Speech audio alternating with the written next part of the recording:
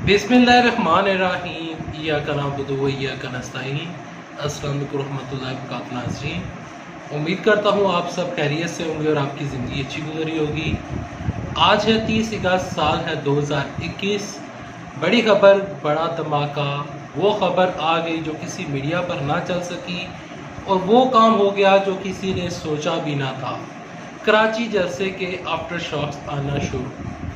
कल कराची का जलसा था, ये वीडियो मैंने कल बनानी थी। मेरी तबीयत कुछ नासाज है, जैसा कि आप मेरी आवाज़ से आपको पता चल रहा होगा, तो ये वीडियो इस वजह से मैं आज बना रहा हूँ। तमाम तर चीज़ें आपको आगाह करूँगा कि अंदर की खबरें क्या हैं, हुआ क्या है और होने क्या जा रहा है। और कल के जलसे में कुछ ऐसा हुआ है जो कि मीडिया पर नहीं चल सका। तमाम तर चीज़ें आपको इस वीडियो में मैं बताऊँगा, लेकिन बताने से पहले, आगे बढ़ने से पहले आपसे गुजारिश है कि कमेंट सेक्शन में लिखते हैं पाकिस्तान जिंदाबाद, पाकिस्तान फौज जिंदाबाद, गुमनाम हीरो जिंदाबाद, कश्मीर बनेगा पाकिस्तान इंशाल्लाह इंशाल्लाह इंशाल्लाह। और मज़ीद आगे बढ़ने से पहले, अगर आप प्यारे पाकिस्तान से प्यार करते हैं, ये चैनल, ये वीडियो, मेरा तबसरा और तस्सिया अच्छा लगता है तो वीडियो को लाइक कीजिएगा, चैनल सब्सक्राइब कीजिएगा, साल अगर नोटिफिकेशन में दबाइएगा ताकि जो आने वाले वीडियोस है आप उनको मिस ना कर सकें।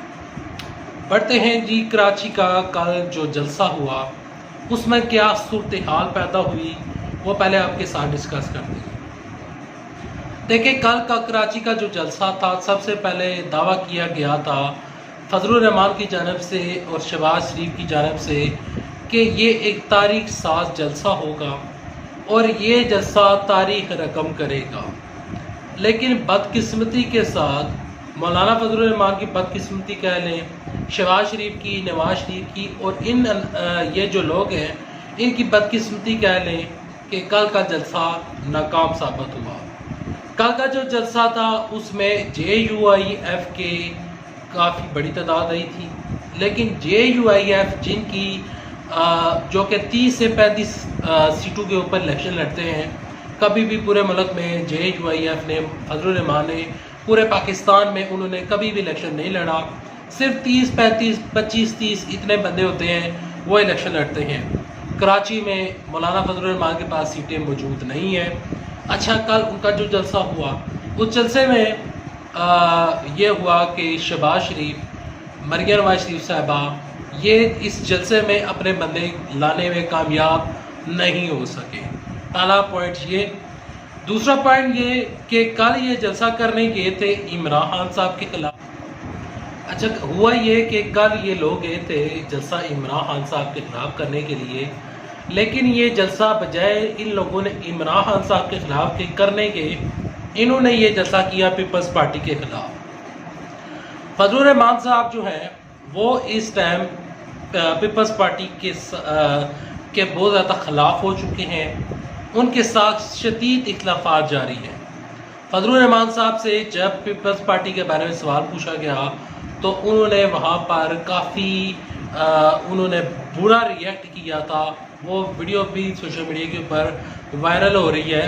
और फजलुर रहमान साहब कहते हैं कि पीपल्स पार्टी ने हमारे पीठ पीछे छुरा घोंपा। अच्छा, फजलुर रहमान ने और जो शहबाज शरीफ ने तकरीर की वो सारी पीपल्स पार्टी के ख़िलाफ़ थी। उन्होंने वहाँ पर खड़े होकर कहा कि पहले यहाँ पर बोरी बंद लाशें मिलती थी, तो एक नवाज शरीफ आए, उन्होंने इसके ऊपर काबू पाया। नवाज शरीफ ने कराची में अमन लाया। कराची में बिल्कुल काम नहीं हुआ। कराची में लोगों को पानी नहीं मिल रहा, कराची में लोगों को आटा नहीं मिल रहा, चीनी नहीं मिल रही, दवाइयाँ नहीं मिल रही। तो कराची में हुकूमत किसकी है? पिछले कई दहाइयों से हुकूमत किसकी चली आ रही है? ऑफ कोर्स के पीपल्स पार्टी की चल रही है। तो शहबाज शरीफ ने जो जलसा किया, जो उनकी तकरीर थी, वो इमरान खान साहब के ख़िलाफ़ नहीं थी। वो इमरान खान साहब के ख़िलाफ़ हो ही नहीं सकती, वो पीपल्स पार्टी के ख़िलाफ़ थी। फजलुर रहमान ने जो तकरीर की वो इमरान खान साहब के ख़िलाफ़ थी, क्योंकि फजलुर रहमान साहब जो हैं वो इमरान खान साहब के ख़िलाफ़ काफ़ी हद तक आगे चले गए। इमरान खान साहब को उन्होंने कल काफ़ी बुरा भला कहा। अच्छा, उन्होंने क्या कहा वो आपने यकीनन सुना होगा। फजलुर रहमान की तकरीर जो थी वो वही रिपीटेड तकरीर थी, कोई कुछ उन्होंने नया नहीं कहा कि जिसके ऊपर मैं अपना तबसरा करूं। लेकिन नवाज शरीफ के ऊपर तबसरा करना मेरा हक बनता है और नवाज शरीफ की तकरीर का कल जो कि एक पहलू, एक ऐसा काम हुआ है, एक ऐसी चीज़ हुई है जो मीडिया जिसको हाईलाइट नहीं कर रहा। देखिए, नवाज शरीफ की का जो तकरीर थी, पहली बात तो ये है कि वो मीडिया पर नशर नहीं हुई क्योंकि नवाज शरीफ के ऊपर पाबंदी है। पाबंदी भी उनकी गलत हरकतों की वजह से और उनके गलत बयानात की वजह से जो कि उन्होंने पाकिस्तान की रियासत के ख़िलाफ़ दिए, इस वजह से नवाज शरीफ के ऊपर बाकायदा तौर पर पाबंदी है। नवाज शरीफ के ऊपर पाबंदी है। नवाज शरीफ की तकरीर सोशल मीडिया के ऊपर चली। सोशल मीडिया के ऊपर जो तकरीर चल रही थी तो नवाज शरीफ ने एक हैरत ज़दा पैगाम जारी किया और वो हैरान कुन पैगाम ये था कि दुनिया के दो बड़े लीडर हैं। एक लीडर है जो बाइडन और दूसरा बड़ा लीडर है मोदी। तो नवाज शरीफ की नज़र में दुनिया के दो बड़े लीडर इस टाइम मौजूद हैं। एक का नाम है मोदी और दूसरा है जो बाइडन। यानी कि नवाज शरीफ तैयब उर्दवान को लीडर नहीं समझते, यानी कि नवाज शरीफ मोहम्मद बिन सलमान को लीडर नहीं समझते, यानी कि नवाज शरीफ सदर पुतिन को लीडर नहीं समझते। यहाँ पर नवाज शरीफ सिर्फ और सिर्फ दो बंदों को लीडर समझते हैं। अमेरिका को इमरान खान साहब ने कहा था एब्सोल्युटली नॉट। इमरान साहब का आज भी वही मौक़िफ़ है और इमरान साहब का वही मौक़िफ़ रहेगा। प्यारे पाकिस्तानियों, कराची के जलसे का सबसे बड़ा आफ्टर शॉक जो कि आज आया है वो ये है कि मरियम नवाज शरीफ को इन्होंने बिल्कुल साइड के ऊपर लगा दिया। मरियम नवाज शरीफ का कोई रद्द अमल कराची के जलसे के ऊपर नहीं आया, पहली बात ये। दूसरी बात ये है कि कराची में तकरीर की है शहबाज शरीफ ने, तो शहबाज शरीफ की तकरीर करने के ऊपर मरियम नवाज शरीफ सख्त नाराज़ है। शहबाज शरीफ के ऊपर कोई रद्द अमल नहीं आ रहा। नवाज शरीफ ने जो तकरीर की है उन्होंने अपने पाँव के ऊपर कुल्हाड़ी मारी है। जो रही से कसर थी वो उन्होंने निकाल दी है क्योंकि उन्होंने अपने मुंह से एक्सेप्ट किया है कि मोदी एक लीडर है, जबकि इमरान खान साहब कहते हैं कि मोदी आरएसएस का गुंडा है। मोदी वो जिसने आर्टिकल 370A और 35A को रिवोक किया, कश्मीर पर कर्फ्यू नाफिज किया, कश्मीर को उसका हक नहीं दिया, और ये आरएसएस का गुंडा जिसने गुजरात में कई मुसलमानों का कत्ले आम किया, जो इसकी तमाम तर पॉलिसियाँ मुसलमानों के ख़िलाफ़, मुस्लिम ममालिक के ख़िलाफ़ हैं, उस शख्स को नवाज शरीफ कहते हैं कि वो दुनिया का बड़ा लीडर है, वो हमें फ़ोन नहीं करता। प्यारे पाकिस्तानियों, क्या हमें मोदी के टेलीफोन की ज़रूरत है? क्या जो बाइडन का फ़ोन हमारे लिए मानी रखता है? नवाज शरीफ कहते हैं कि पाकिस्तान का इमेज इतना ख़राब हो चुका है, पाकिस्तान की इज्जत इतनी ख़राब हो चुकी है कि हमारे दौर में पाकिस्तान की बहुत बड़ी इज्जत हुआ करती थी, पाकिस्तान एक पीक के ऊपर था, हमने पाकिस्तान की इतनी इज्जत बनाई हुई थी।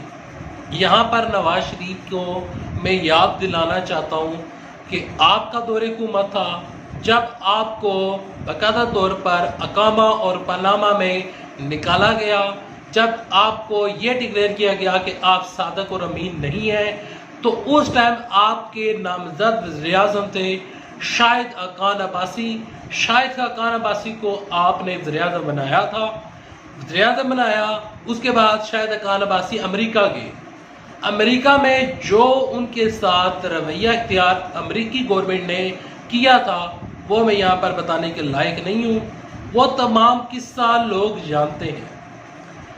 नवाज शरीफ ने मेरे ख्याल में ये अपनी ज़िंदगी की सबसे ज़्यादा गलत, बेमानी, बेमकसद तकरीर की, और कल का जो जलसा कराची में इन्होंने किया उसके ऊपर इन्होंने अपने पाँव के ऊपर ही कुल्हाड़ी मारी है। पीपल्स पार्टी ये जलसा सुनने के बाद, ये तकरीरें सुनने के बाद, जो कि शायद पीपल्स पार्टी पहले आना चाहती थी, वो अब नहीं आएगी। और यहाँ पर वीडियो को एंड करने से पहले एक चीज़ मैं ये बताना चाहता हूँ कि फजलुर रहमान ने कहा है कि हम कारवान मार्च करेंगे, हम लाखों का समंदर लेकर जाएंगे। कल उन्होंने बातों बातों में खूनी इंकलाब का भी जिक्र किया कि पाकिस्तान जो है वो कुर्बानियों से बना था, हमें कुर्बानियाँ देनी पड़ेंगी, लोगों को निकलना पड़ेगा, मार्च करना पड़ेगा, इस्लामाबाद बंद करना पड़ेगा।